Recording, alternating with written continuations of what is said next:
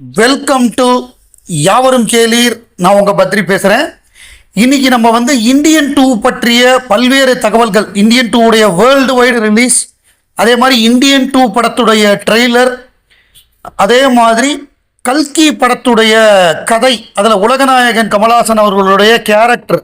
ஏன்னா நேற்றுக்கு ரெண்டாவது ட்ரெய்லர் ஒன்று ரிலீஸ் ஆகிருக்கு, பிரமாதமாக இருக்குது. அதை பார்த்ததுக்கப்புறம் கல்கி FDFS பார்க்கணுங்கிற ஆர்வம் அதிகமாக இருக்குது. அதனால் கண்டிப்பாக நம்ம ஜூன் 27 அந்த படத்தை தேட்டரில் பார்க்கணுங்கிற ஒரு ஆர்வம் ஏற்பட்டிருக்கு. அப்புறம் நம்ம நவாசுதீன் சித்திகி நடிகர், இந்தியாவில் ஒரு one of the finest actor, அவர் உலகநாயகன் கமல்ஹாசனை பற்றி ஒரு பேட்டியில் குறிப்பிட்டிருக்கார். இந்த மாதிரி பல்வேறு விஷயங்களை பார்க்க போகிறோம். பார்க்குறதுக்கு முன்னாடி நம்ம சேனலை சப்ஸ்கிரைப் பண்ணாமல் பார்க்குறவங்க சப்ஸ்கிரைப் பண்ணி சப்போர்ட் பண்ணுங்கள். யாவரும் கேளீர். ஜூலை 12 இந்தியன் 2 படம் ரிலீஸ். ஸோ இதுதான் எனக்கு தெரிந்து மிகப்பெரிய ரிலீஸ். அதாவது உலகமெங்கும், அது ஸ்ரீலங்கா, அதே மாதிரி சிங்கப்பூர், மலேசியா, அமெரிக்கா, அந்த பக்கம் UK, நியூசிலாந்து, ஆஸ்திரேலியா, அதுக்கப்புறம் African continent, South Africa, North Africa, எல்லாமே டோட்டல் ஆஃப்ரிக்கன் கண்ட்ரிஸ் கம்ப்ளீட்டாக including Mauritius and Seychelles release பண்ணுறாங்க. ஸோ இந்த மாதிரியான ஒரு வேர்ல்டு வைடு, மொரிஷியஸ்லேயும் ரிலீஸ் ஆகுது, சிஷேல்ஸ் தீவுலையும் ரிலீஸ் ஆகுது, Australia, New Zealand. So world wide cover பண்ணுறாங்க, உலகமெங்கும் ரிலீஸ் ஆகுது படம். இது ஐமேக்ஸ்லேயே கிட்டத்தட்ட 100 தேட்டருக்கு மேலே அமெரிக்காவில் ரிலீஸ் ஆகுது. வேர்ல்டு வைடு இது பிக்கஸ்ட் ரிலீஸ் இந்தியன் 2. கரெக்டாக படம் வர்றதுக்கு 20 நாளைக்கு முன்னாடியே ஓவர்சீஸில் டிக்கெட் புக்கிங் ஓப்பன் ஆகிடுச்சு. தமிழ் அண்ட் தெலுங்கு 28ஆம் தேதி புக்கிங் ஓப்பன் ஆகும் அப்படின்னு சொல்கிறாங்க. ஸோ இந்த படத்தை பொறுத்தவரைய, இந்த படத்துடைய ட்ரெய்லரை எல்லோரும் மிக ஆவலாக எதிர்பார்த்து காத்திருக்காங்க. இந்த படத்துடைய ட்ரெய்லர் வரும் திங்கட்கிழமை 24ஆம் தேதி ரிலீஸ் ஆகும் அப்படின்னு சொல்கிறாங்க. 2 நிமிஷம் 36 செகண்டுக்கு இந்த ட்ரெய்லர் வந்திருக்கு. பயங்கரமான ஆக்ஷன்லாம் இருக்கான், சண்டை காட்சியெல்லாம் பிரமிக்க வைக்கிற மாதிரி இருக்கான். இந்த ட்ரெய்லர் எல்லாருக்குமே கூஸ் பம்ப்ஸை ஏற்படுத்தும்.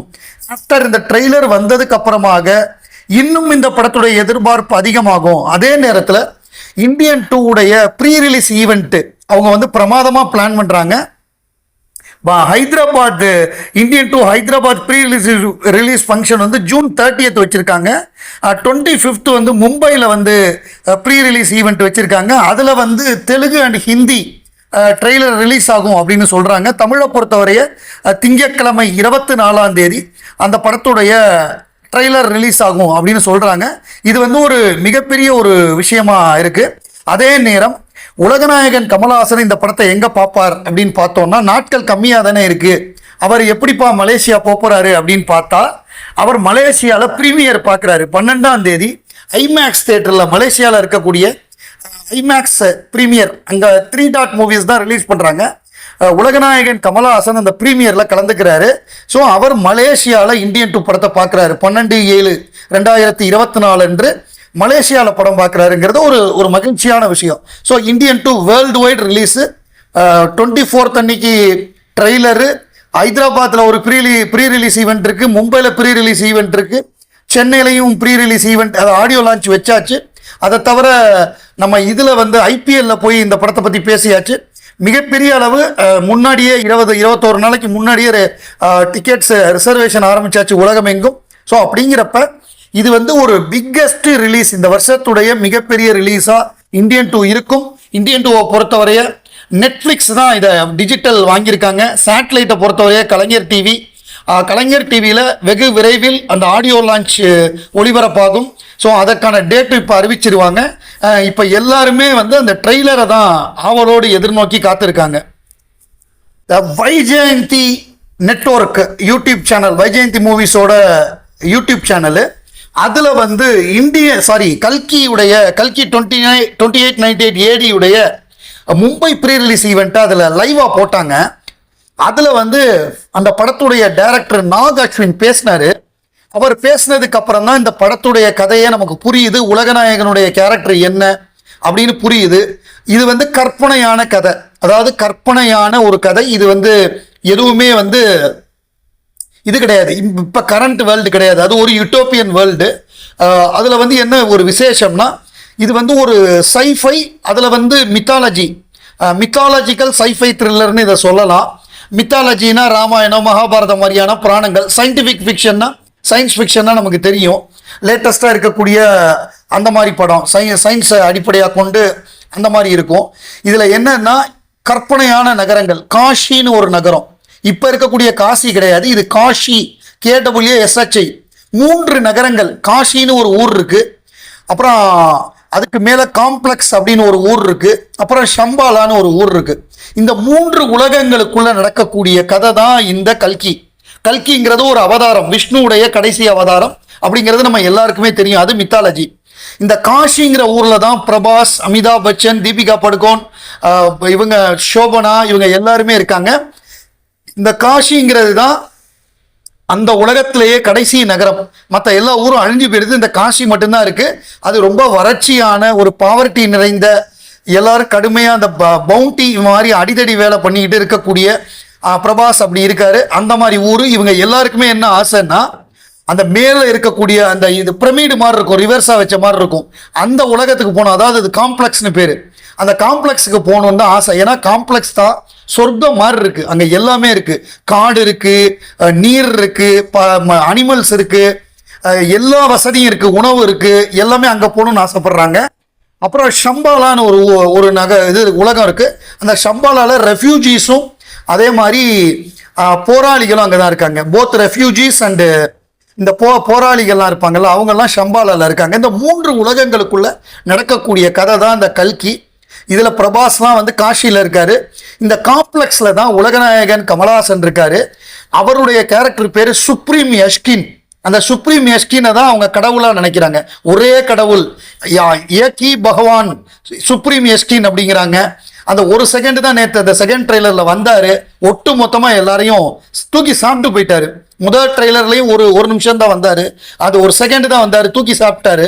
ஸோ அதை பார்த்தோன்னே நமக்கு படத்தை பார்க்கணுங்கிற ஆர்வம் அதிகமாக இருக்குது.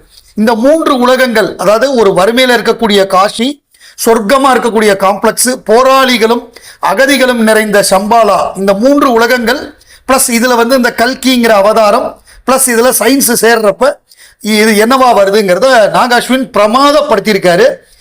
அவருடைய அந்த பேட்டி பார்த்ததுக்கு அப்புறம் தான் இந்த படம் ரொம்ப சிறப்பான படமாக வரும் அப்படிங்கிற எனக்கு ஒரு நம்பிக்கை வந்திருக்கு. இப்போ வந்திருக்கிற அந்த 2வது ட்ரெய்லரை பாருங்க. அதில் அந்த ஒரு செகண்ட் தான் வர்றாரு.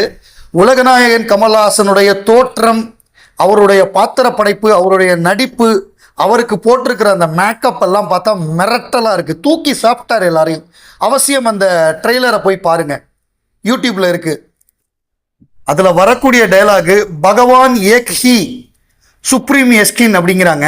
அதைத்தான் நாங்கள் இங்கே ஆண்டவர்னு சொல்கிறோம். கடவுள் ஒருத்தர் தான், அவர் தான் சுப்ரீம் யஷ்கின்னு உலகநாயகனுடைய கேரக்டர் பேரை சொல்கிறாங்க அந்த கல்கி ட்ரெய்லரில். நாங்களும் அவர் ஆண்டவர்னு தானே சொல்கிறோம். நடிகர் நவாசுதீன் சித்திகி, ஹிந்தி நடிகர், ஏராளமான வெப் சீரிஸ் படங்கள்லாம் நடிச்சிருக்காரு. இந்தியாவுடைய one of the finest actors அப்படின்னு அவரை சொல்கிறாங்க, மிகச்சிறந்த நடிகர் அப்படின்னு. அவர் வந்து ஆலவந்தான் படத்தில் உலகநாயகன் கமல்ஹாசனுக்கு ஹிந்தி டிரான்ஸ்லேட்டராக இருந்தார். லேட்டராக ஹேராம் படத்தில் வேலை பார்த்தாரு. அவர் நடித்த ஒரு 2 காட்சி தான் நடிச்சிருந்தார். அன்ஃபார்ச்சுனேட்டாக அந்த காட்சிகள் படத்தில் இடம்பெறலை. அதை வந்து இதில் என்ன சொல்கிறது, ஃபுட்டேஜ் ரொம்ப நீளமாக இருக்குது, படம் நீளமாக போயிட்டே இருக்குங்கிறதுனால எடிட்டிங்கில் தூக்கிட்டாங்க.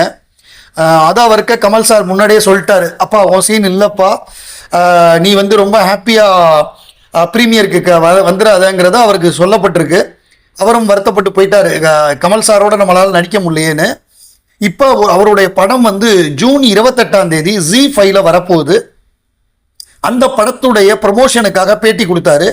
அதில் அந்த கேள்வி கேட்ட ஒரு நடிகர் வந்து கமல்ஹாசன் அவர்கள் one of the finest actor அப்படின்னு அவர் சொல்லிட்டாரு. உடனே இடைமறித்த நவாசுதீன் சித்திகி, எனக்கு வந்து கமல் சார் மிகப்பெரிய இன்ஸ்பிரேஷன், அவர் வந்து one of the finest actor கிடையாது, he is the best actor in the country, அவர் தான் இந்தியாவிலேயே தலை சிறந்த நடிகர், அவரை போய் நீங்கள் சிறந்த நடிகர்களை ஒருவர்னு சொல்கிறத நான் ஒத்துக்க மாட்டேன், ஹீ இஸ் த பெஸ்ட், அவரோட எல்லா படமும் பார்த்துருக்கேன், அவர் தான் எனக்கு இன்ஸ்பிரேஷன் அப்படின்னு சொல்லி உலகநாயகன் அவர்களுக்கு புகழாரம் சூட்டியுள்ளார் நவாசுதீன் சித்திகி.